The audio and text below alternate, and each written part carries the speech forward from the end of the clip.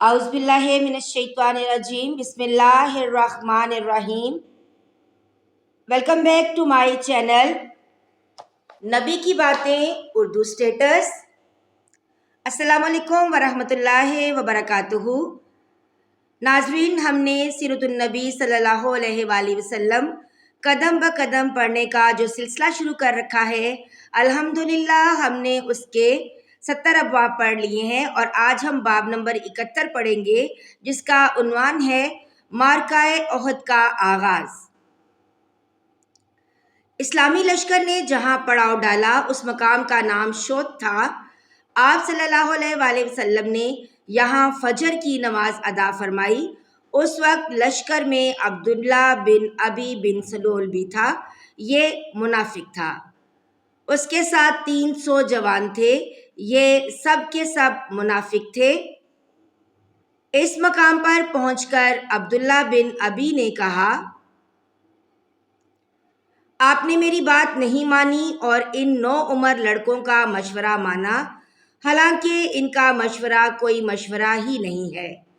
اب خود ہی ہماری رائے کے بارے میں اندازہ ہو جائے گا، ہم بلا وجہ کیوں جانے دیں، اس لیے ساتھیوں واپس چلو۔ اس طرح یہ لوگ واپس لوٹ گئے۔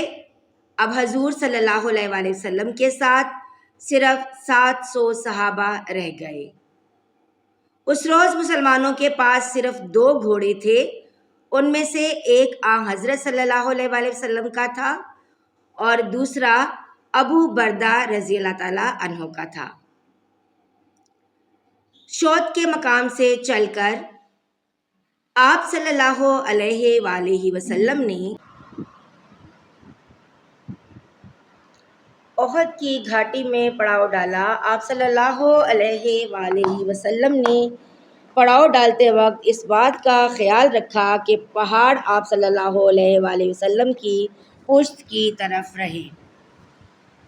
اس جگہ رات بسر کی گئی۔ پھر حضرت بلال رضی اللہ تعالیٰ عنہ نے صبح کی اذان دی۔ صحابہ کرام رضی اللہ تعالیٰ عنہم نے صفیں قائم کی اور آپ صلی اللہ علیہ وآلہ وسلم نے انہیں نماز پڑھائی۔ نماز کے بعد حضور صلی اللہ علیہ وآلہ وسلم نے مسلمانوں کو خطبہ دیا۔ اس میں جہاد کے بارے میں ارشاد فرمایا۔ جہاد کے علاوہ حضور صلی اللہ علیہ وآلہ وسلم نے حلال روزی کمانے کے بارے میں بھی نصیحت فرمائی اور فرمایا، جبرائیل علیہ السلام نے میرے دل میں یہ وحی ڈالی ہے کہ کوئی شخص اس وقت تک نہیں مرے گا جب تک کہ وہ اپنے حصے کے رزق کا ایک ایک دانہ حاصل نہیں کر لیتا، چاہے کچھ دیر میں حاصل ہو، مگر اس میں کوئی کمی واقع نہیں ہو سکتی۔ اس لیے اپنے پروردگار سے ڈرتے رہو اور رزق کی طلب میں نیک راستے اختیار کرو۔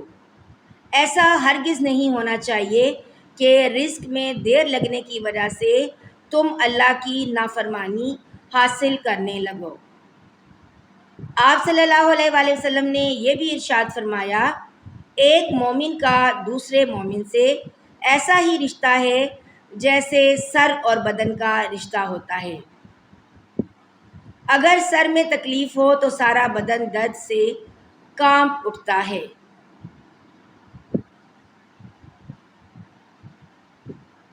اس کے بعد دونوں لشکر آمنے سامنے آ کھڑے ہوئے۔ مشرکوں کے لشکر کے دائیں بائیں خالد بن ولید اور اکرمہ تھے۔ یہ دونوں حضرات اس وقت تک مسلمان نہیں ہوئے تھے۔ حضرت صلی اللہ علیہ وآلہ وسلم نے حضرت زبیر بن عوام رضی اللہ تعالیٰ عنہ کو ایک دستہ قرار دے کر فرمایا، تم خالد بن ولید کے مقابلے پر رہنا اور اس وقت تک حرکت نہ کرنا جب تک کہ میں اجازت نہ دوں۔ پھر آپ صلی اللہ علیہ وآلہ وسلم نے 50 تیر اندازوں کے ایک دستے پر حضرت عبداللہ بن جبیر رضی اللہ تعالیٰ عنہ کو امیر مقرر فرمایا اور انہیں اس درے پر متعین فرمایا جو مسلمانوں کی پشت پر تھا۔ اس درے پر 50 تیر انداز مقرر کرنے کی وجہ یہ تھی کہ پشت کی طرف سے دشمن حملہ نہ کر سکے۔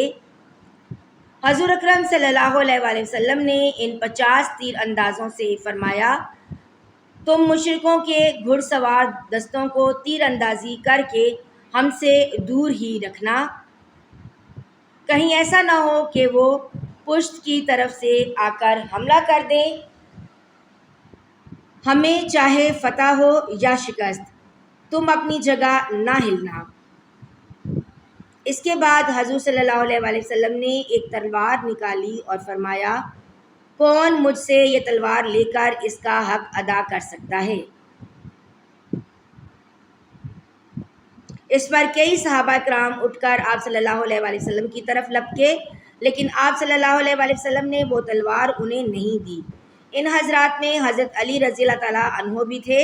آپ صلی اللہ علیہ وآلہ وسلم نے ان صحابہ سے فرمایا، بیٹھ جاؤ۔ حضرت زبیر بن عوام رضی اللہ تعالیٰ عنہ نے بھی وہ تلوار لینے کی 3 بار کوشش کی، مگر آپ صلی اللہ علیہ وآلہ وسلم نے ہر مرتبہ انکار کر دیا۔ آخر صحابہ کے مجمع سے حضرت ابو دجانہ رضی اللہ تعالیٰ عنہ اٹھے اور عرض کیا،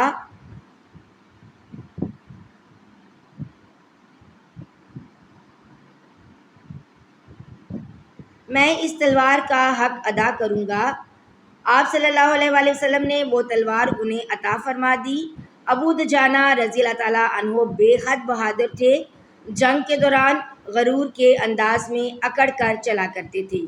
جب آپ صلی اللہ علیہ وآلہ وسلم نے انہیں دونوں لشکروں کے درمیان اکڑ کر چلتے دیکھا تو فرمایا، یہ چال ایسی ہے جس سے اللہ تعالیٰ نفرت فرماتا ہے، سوائے اس قسم کے موقعوں کے، یعنی دشمنوں کا سامنا کرتے وقت یہ چال جائز ہے، تاکہ یہ ظاہر ہو کہ ایسا شخص دشمن سے ذرا بھی خوف زدہ نہیں ہے اور نہ اسے دشمن کے جنگی ساز و سامان کی پرواہ ہے۔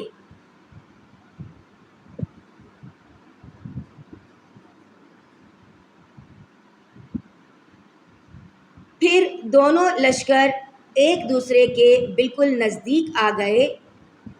اس وقت مشرکوں کے لشکر سے ایک اونٹ سوار آگے نکلا اور مبارزت طلب کی، یعنی مقابلے کے لیے للکارا۔ اس نے 3 مرتبہ پکارا۔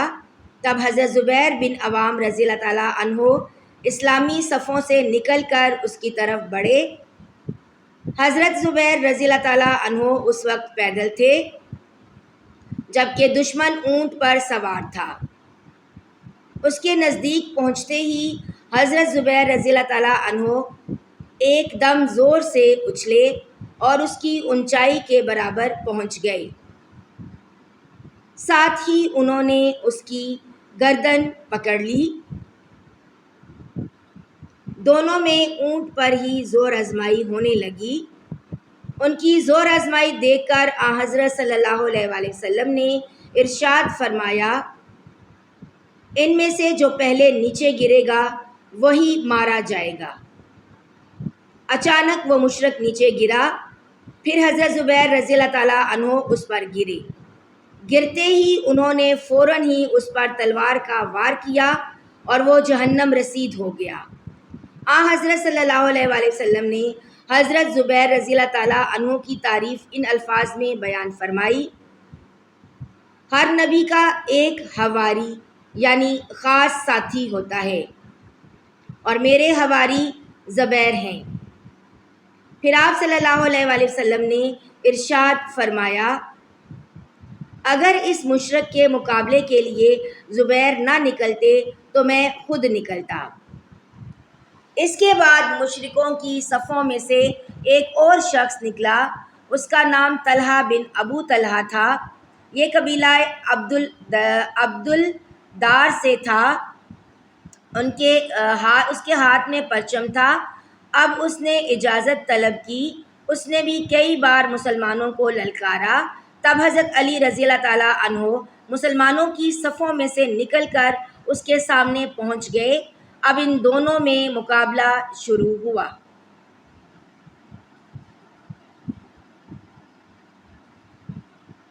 دونوں نے ایک دوسرے پر تلوار کے وار کیے۔ حضرت علی رضی اللہ تعالیٰ عنہ کا ایک وار اس کی ٹانگ پر لگا، ٹانگ کٹ گئی، وہ بری طرح گرا اور اس کے کپڑے الٹ گئے۔ اس طرح وہ برہنہ ہو گیا۔ وہ پکار اٹھا، میرے بھائی، میں خدا کا واسطہ دے کر تم سے رحم کی بھیک مانگتا ہوں۔ ناظرین، جہاں پر ہمارا آج کا باب اختتام پذیر ہوا۔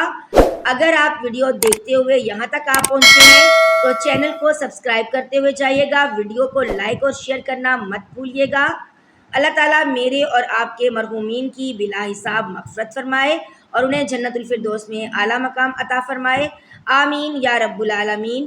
ملتے ہیں ایک نئی ویڈیو کے ساتھ، تب تک کے لیے اپنا بہت سا خیال رکھیے گا، دعاؤں میں یاد رکھیے گا۔ اللہ حافظ۔